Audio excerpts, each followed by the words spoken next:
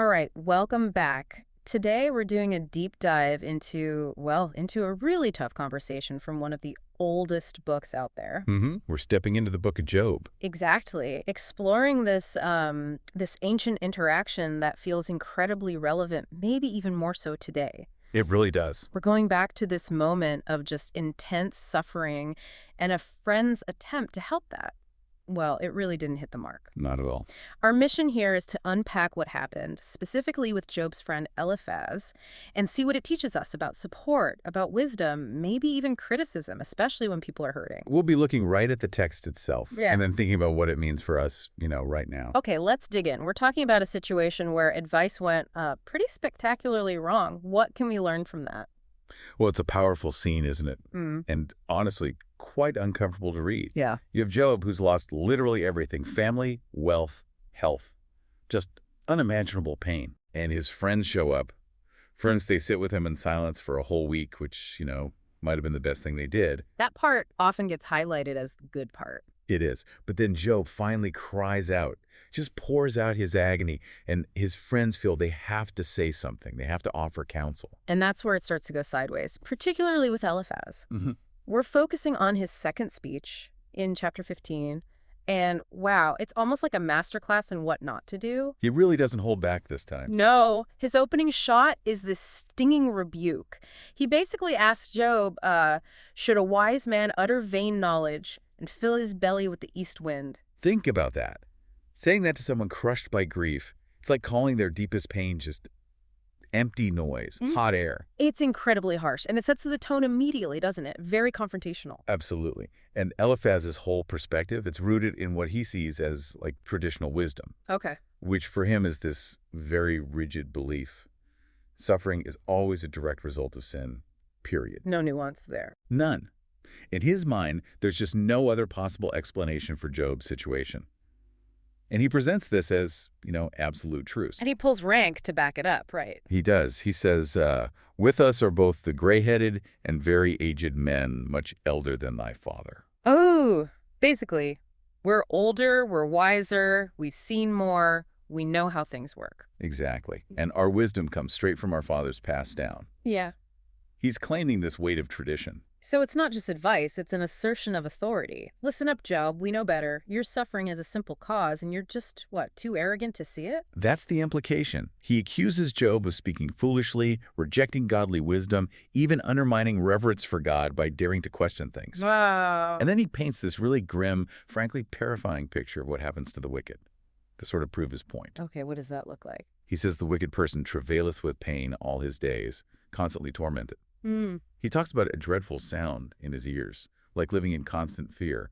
The imagery gets quite vivid, almost violent. Like this person is pursued, God runneth upon him, even on his neck. It's this relentless assault.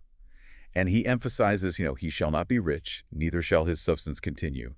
Any success is temporary. So the message is, this is what happens to sinners. And while he might not say, Job, this is you, the implication is crystal clear. It has to be Job he's describing.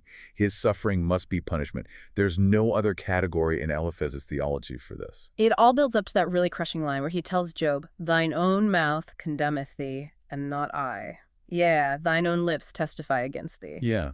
It's like he's saying, don't blame me for pointing this out. Your own words, your own complaints prove you're in the wrong. He washes his hands of it. Placing all the blame squarely back on Job. You did this to yourself. Just devastating. Absolutely. Okay, so we've got Eliphaz's argument laid out. Very traditional, very unyielding. But the real deep dive here, the part that I think holds these really powerful lessons for us now, is figuring out what he got so wrong. Right. Even when he thought he was speaking truth. Exactly. This is where it gets really fascinating and maybe a little uncomfortable for us, too. It is. Because when we unpack this ancient wisdom, as Eliphaz presented it, we find these crucial takeaways about how easily truth can be twisted or misapplied, and the damage it can do. So what's the first big lesson here? I think the first, and maybe the toughest, is the danger of presumptive judgment. Eliphaz just assumed he knew why Job was suffering. That suffering equals sin equation. Exactly. It's such a common assumption even today, isn't it? We see hardship, and our minds immediately try to find a reason, often a fault. Yeah, we want it to make sense. We want a why. Right. And while sin can lead to suffering, that's true, Job's whole story just blows up the idea that all suffering is direct punishment for personal sin. Eliphaz missed that completely. He applied a general truth inappropriately to a specific situation. Precisely. And this shows us that truth, when it's wielded without grace, without understanding the context, it can wound really deeply. That's a huge aha moment. That's critical. Truth without grace can be a weapon. But how do we even tell the difference when someone is in so much pain? What's the cost when the way we say something undermines the message itself? Oh, the cost is enormous. And that brings us to the second point. Empty rhetoric, even pious-sounding rhetoric, just lacks real power. Remember, Eliphaz accused Job of speaking like a windbag, right? Empty words. Yeah. But ironically, Eliphaz's own words, though they sounded wise and traditional, were pretty empty too. Empty of empathy, empty of real insight into Job's actual experience. So his wisdom wasn't actually helpful. Not at all. It reminds us that our words, especially when we're trying to offer spiritual comfort or advice, need to be grounded not just in truth, but also in genuine empathy, not just, pious cliches. There's phrases that sound religious but don't actually connect. Exactly. They fall flat because they lack that real understanding, that human connection. Eliphaz was basically doing that, just dressed up in ancient wisdom. And he was so sure of himself because his wisdom came from ancient tradition, from the elders. Which is the third big takeaway. Religious tradition doesn't automatically equal godly insight. Okay, unpack that a bit. Tradition isn't bad, is it? Not necessarily, no. But Eliphaz leaned so heavily on it, on the sayings of the elders, as if that was the final word. Right. And in doing that, he completely failed to listen to Job, to his raw pain, his confusion, his actual lived experience. He prioritized the tradition over the person. You could say that. Yeah. It shows us that real wisdom needs discernment. It needs us to think, to pray, to connect with the actual situation, not just repeat old sayings blindly.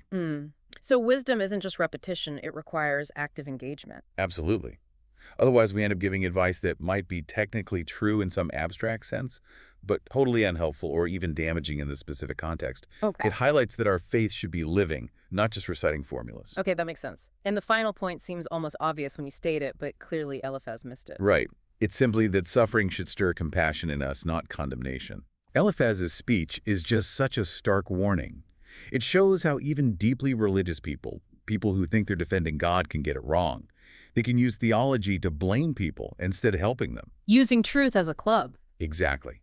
And it's telling that later in the book, God himself actually rebukes Eliphaz and his friends. He tells them they haven't spoken rightly about him, like Job did. It shows just how far off their wisdom was from God's own heart. Wow. Okay, so we've journeyed back, we've seen this painful exchange, but like we said, this isn't just ancient history. Definitely not. How do these really difficult lessons from Eliphaz, from Job's friends, how do they speak to us now when someone we care about is hurting and we genuinely want to help? What does this mean for you today? This is where it gets really practical, I think.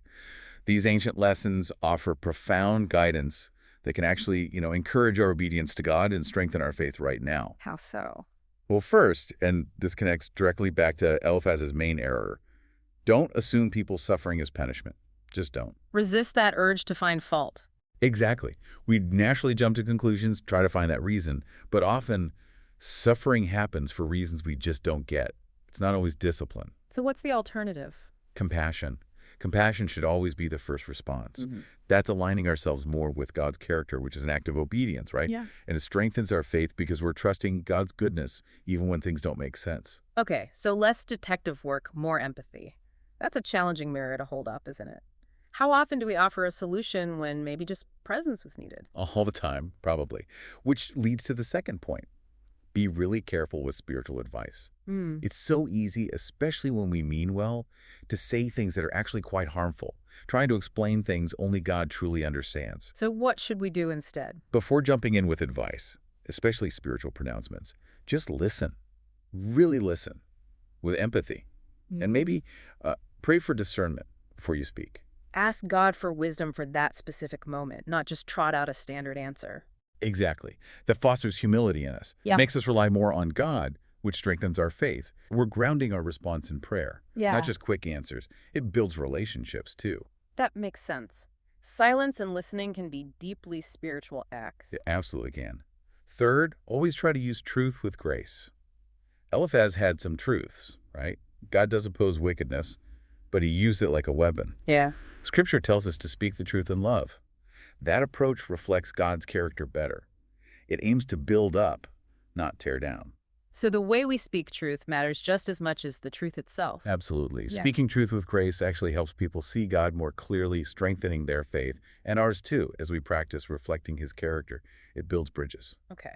And what about Eliphaz's big reliance on tradition? How does that caution us? That's a really key point for us today. Don't rely only on tradition. Eliphaz let tradition dictate his entire response, rather than seeking God's heart in that specific messy situation. So we should check tradition. We need to test tradition against Scripture, against the known character of God, especially when we're giving advice or wrestling with tough questions ourselves. Keep our faith dynamic, not static. Exactly. Rooted in understanding God himself, not just blindly following human interpretations or old sayings. That builds a stronger, more resilient faith, discerning truth, not just repeating it. Got it. Okay, so bringing it all together, if we want to be that supportive presence, that good friend or neighbor, when someone's in crisis, what's the most practical takeaway? I think it boils down to this. Be slow to rebuke and quick to comfort. Simple, but hard. Very hard sometimes. Yeah. But when people are really hurting, what they often need most isn't analysis or theology lessons. It's presence. Just being there. Yeah? Someone to just sit with them, listen without judgment, pray for them, maybe even with them, but not at them. They don't need their theology dissected or their behavior analyzed right then. That kind of empathy, that's obedience in action, isn't it? Loving our neighbor. It is. And it strengthens the whole community's faith because it fosters genuine care, real support. It shows God's compassionate heart through us. Our actions become a tangible part of our faith. This deep dive into just one chapter, Job 15, it really reminds us quite powerfully that spiritual counsel can do real harm if it's not soaked in grace, in patience, in a true understanding of God's character, which is vast and often mysterious. It really challenges us, I think, to be humble advisors, better listeners, more present friends, instead of rushing in as judges or rigid theologians. It's a profound lesson. True wisdom isn't just knowing facts or even knowing theology. It's knowing how to apply it with a heart full of compassion, understanding our own fragility and theirs. That's where faith gets lived out. Well said. And that brings us to the end of this deep dive. As you think about this ancient story, maybe consider this question. When someone you know is suffering, what's your very first instinct? Is it to understand and comfort, or is it to find a reason and offer a solution? With Robinhood, not only can you trade individual stocks and ETFs, you can also seamlessly buy and sell crypto at low costs. Trade all in one place. Get started now on Robinhood. Trading crypto involves significant risk. Crypto trading is offered through an account with Robinhood Crypto LLC. Robinhood Crypto is licensed to engage in virtual currency business activity by the New York State Department of Financial Services. Crypto held through Robinhood Crypto is not FDIC insured or SIPC protected. Investing involves risk, including loss of principal. Securities trading is offered through an account with Robinhood Financial LLC, member SIPC, a registered broker-dealer. Lowe's knows that free makes everything better. That's why our rewards members get free standard shipping on the things they need and want, starting at Silver Key status every day. Savings for rewards members add up fast, so why wait? Join for free today. Lowe's, we help, you save. Not available in Alaska and Hawaii. Exclusions and more terms apply. Loyalty program subject to terms and conditions. Details at lowes.com/shipping terms. Subject to change.